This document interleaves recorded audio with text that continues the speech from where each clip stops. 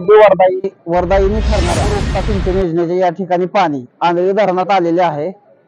त्याचबरोबर आंधळी धरणाच्या या परिसरात आत्ताच थोड्या वेळानंतर महाराष्ट्र राज्याचे उपमुख्यमंत्री आणि गृहमंत्री देवेंद्रजी फडणवीस, साताराचे पालकमंत्री शंभूराजी देसाई आणि त्यांच्यासोबत इतरही मान्यवर या ठिकाणी येणार आहेत।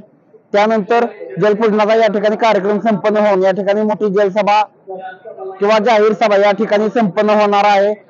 आपण पाहू शकता की आता आंधळी धरण निम्म्यापर्यंत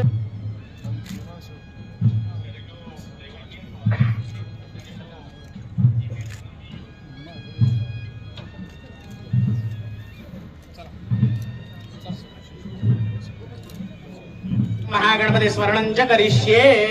गणानान्त्वा गणपति महवामहे कविं कवीनामुपमश्रवस्तमं ज्येष्ठराजं ब्रह्मणां कोनशिला संपन्न होतोय।